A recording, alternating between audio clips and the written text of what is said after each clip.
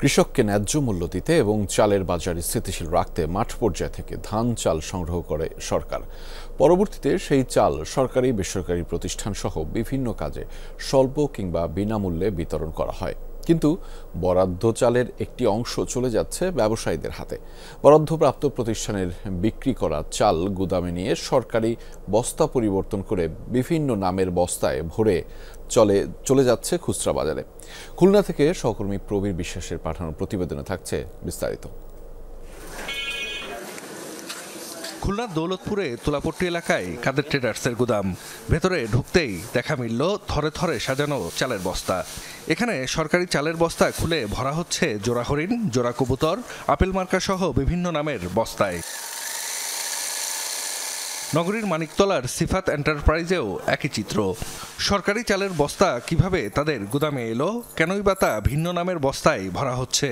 কর্মচারী ও মালিকদের দাবি, সরকারি বস্তার খারাপ চাল বাছাই করে ভিন্ন বস্তায় ভরেন তারা।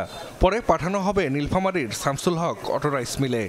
50 কেজির বস্তা ভাঙে 25 কেজি 2 বস্তা করি। মিলের সাথে আমরা ডিট করছি, ডিট করে এই মাল আমরা 25 কেজি প্যাকেট করে তার মেলে পাঠাই দিই। বস্তা আছে নূরজাহান আসে, তারপরে আপনার এই জোড়া হরিং আসে, তারপরে পাইজাম আসে।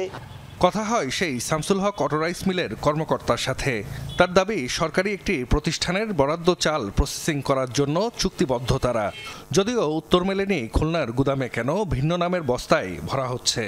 যে রেশনটা এটা আমরা এখানে তুলি, এখানে গোডাউনজাত করে এবং প্রসেসিং মাপে আমরা এখান থেকে আমাদের মিলে নিয়ে যাই। আমাদের গাড়ি এদিকে আসে, ধীরে ধীরে আমরা এগুলো নিয়ে যাই। বরাদ্দের চাল কিনে বিক্রির অভিযোগ খতিয়ে দেখতে এবার মহেশ্বর পাশা এলাকার ভাই ভাই এন্টারপ্রাইজে যমুনা টেলিভিশন। টের পেয়ে গুদাম বন্ধ করে গা ঢাকা দেন মালিক। স্থানীয়দের অভিযোগ, বিভিন্ন গুদামেই চলে এ ধরনের অবৈধ কর্মকাণ্ড।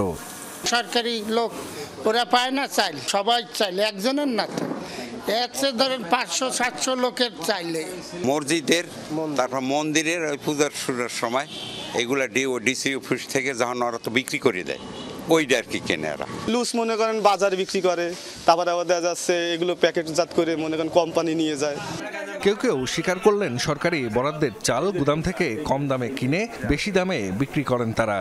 জোড়া কবুতর, নূরজাহার আর আপনার আপেল, এগুলা যারা ডিও কেনে ওরা এই বস্তাগুলা ভরে বিক্রি করে। এই দৌলতপুর বাজার থেকেই কিনেছি, ডিএম আলাউদ্দিনের ঘরের থেকে কিনেছি। আপনার হলো 46টা আটা না বেশি 47টা। চালটা হচ্ছে যারা রেশন বিক্রি করবে দোকানদারের কাছে বিক্রি করে, সেখান থেকে আমি কিনে নিয়ে আসি 510 টাকা করে, আমি 520 টাকা করে বিক্রি করি।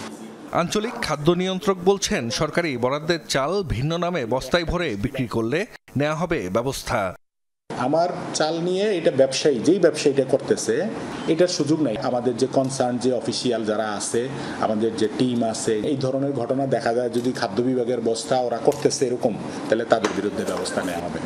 এ ধরনের কাজকে বড় ধরনের দুর্নীতি বলছেন সুশীল সমাজের প্রতিনিধিরা।